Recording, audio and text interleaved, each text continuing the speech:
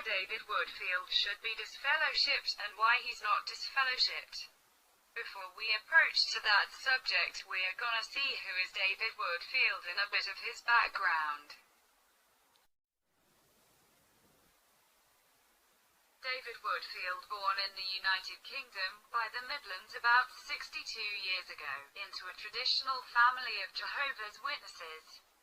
About 30 years ago, he moved to southwest London to start a business of painting decorator. Later on he switched his business to cleaning and window cleaning services. More or less by that time he started to serve as an elder in Epsom congregation of Jehovah's Witnesses. However, by 2015 some of his closest friends noticed that David Woodfield started suffering from bipolar disorders. For example, he criticized publicly an 80-year-old woman directly from the platform because of her Italian accent. Started to be harsh and rude with his cleaners. Started to reprimand them without any reason at all. Shouting with his main cleaner for 30 minutes because of a parking place. And when playing football with friends, he used to tackle violently the ones who he doesn't like, which is a criminal offense. Notwithstanding, his behavior became worse since the summer of 2017. First, he prohibited his main cleaner of doing voice recordings in order to not gather evidence against him. Then he started to pick up with him because of smaller things. Arguing with him for no reasons at all. Putting down his wages. Giving him contradicting instructions. Accusing him of blasphemy.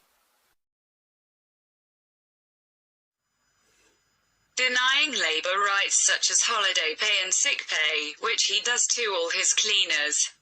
That means that he's stealing his own brothers. Accusing him of fraud.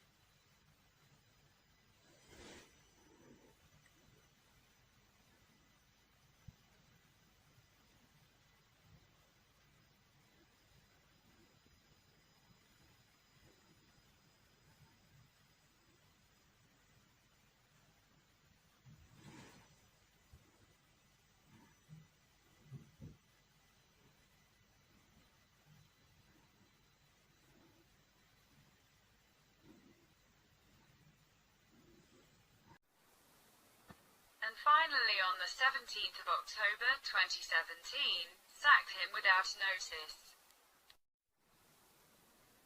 But why? By June 2017, Joanne and Alex Martin, the owners of Chessington Garden Centre, invited David Woodfield to be a Freemason. After a little hesitation, David Woodfield accepted the challenge, and started his initiation rituals.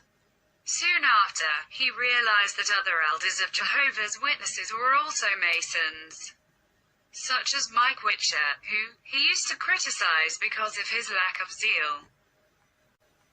Woodfield's villainy did not end here. Half a year later, he visited the same 80-year-old sister who he mistreated before accused her of slanderous conversation because of she shared with others the fact that he had accused the cleaner of fraud, and had blackmailed him under that accusation. There are reports even that the old lady had been threatened with a judicial hearing in case she wouldn't stop. That is typical Freemasonic behavior. Once before, the cleaner was also threatened by another elder who is also a Freemason for raising issues which could place his qualifications at stake. That Freemason, Abel Paredes, was later punched in the face by another Jehovah's Witness inside the Kingdom Hall, which is an extremely rare situation between two Jehovah's Witnesses. He has also the reputation of threatening other witnesses with judicial commissions when his conduct has been questioned. However, because all the mistreatments from Woodfield were not enough to make the cleaner to quit, and resulted in some court actions against him, the Freemasons joined forces to hire prostitutes to get involved with him, and in exchange of an excellent job offer in their homeland, those prostitutes have been trying to approach to him. It has been even reported that David Woodfield had a cup of tea with one of them to convince her to carry on with that plan. There are also reports that the same lady maintained a relationship with a gigolo who also persuades her to persist on this plan. The MI5 also use assets to convince him to approach to that prostitute. But because the Freemasons were not able to get rid of him using that honey trap, they hired people to physically harm him in order to convince him to go away. Please have a look to the following scene. Hey mate. What's wrong with you, Sam? There's nothing wrong. Fucking stupid, Sam. Hey mate. Don't do that, Sam. Fucking don't. I call the police. Don't do I call the police. I call the police. I call the police. Don't do that, Sam. You think I care? I call the police.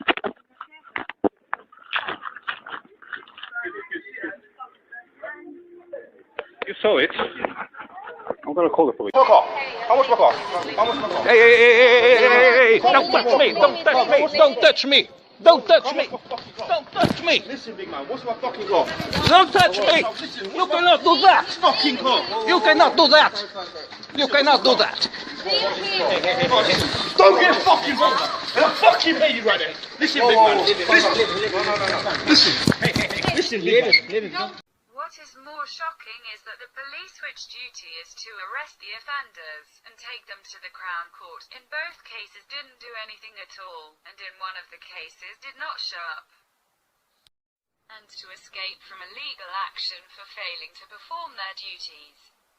The police, in connection with the heads of the Freemasons, arranged for a Mason judge to place the cleaner under a civil restraint order.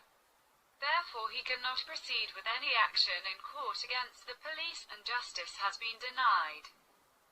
This amounts to a violation of the Article 6 of the Human Rights Act 1998, right to justice, but also a brutal violation of Article 3, prohibition of torture, which is an absolute right. The Freemasons also arranged a Freemason judge in the European Court of Human Rights, Armen Harakunian, to dismiss all the claims this cleaner submit against the United Kingdom, despite the fact that his claims have heavy and solid grounds under international law. A very interesting detail is that both the Freemasons mentioned in this video, David Woodfield and Abel Paredes, both in different occasions tried to dissuade the cleaner in his pursuit for justice. David Woodfield has said, "You won't get justice." Abel Paredes said, "They control it." But that is not all. After realizing that the cleaner wouldn't back down in his pursuit for justice, David Woodfield embarked on a course of conduct which included defamation, intimidation, perjury, and at last, he altered and forged the cleaner's statements in order to deceive the judges and prevent the course of justice. To do that, he needed the cleaner to send him the statements in Word format. And to convince him in sending it in Word format instead of paper copies or photographs, he threatens the cleaner of filing one application to strike out the claim. The cleaner did that, and it looked like this.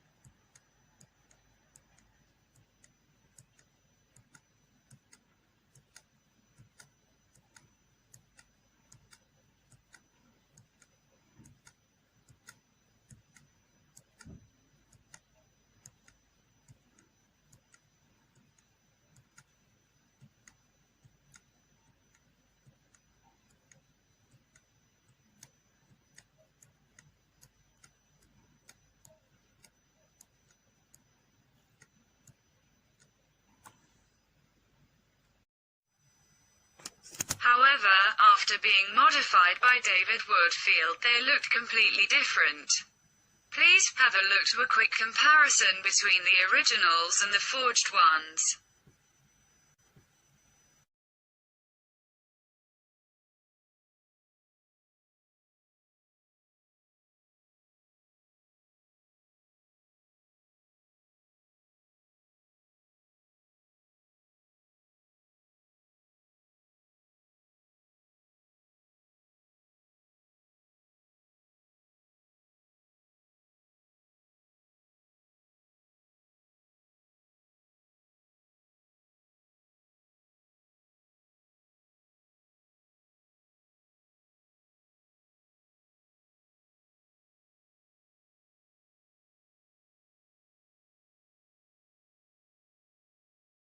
Since the moment David Woodfield forged documents and supplied them to the court, it makes him a criminal. Once both are criminal offenses, and he committed both.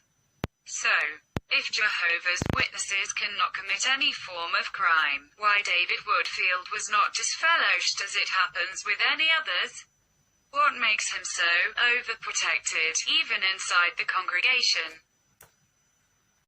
Happens that he is not the only elder in his congregation who is a Freemason. As mentioned before in this video, the congregation secretary Mike Witcher has been a Freemason for many years, and it is also reported that he used to harass some other members in Epsom congregation. A part of him, also Peter Davey, the elder's body coordinator, has been identified as a Freemason. Paul Damar is other name with close links to the Freemasons. But after the entry of David Woodfield and Peter Davey into the Masonic Brotherhood, many other elders and others aspiring that position had joined that mundane, demonic and unchaste Masonic Brotherhood. Since the moment they became Freemasons, they are under oath and are obliged to help and protect the Masonic brothers, even if that means that they have to cover up serious crimes committed by one of them. That is exactly the reason why David Woodfield cannot never be disfellowshipped. Because the elders in Epsom congregation of Jehovah's Witnesses are under the Masonic rule, and not anymore under the Bible law.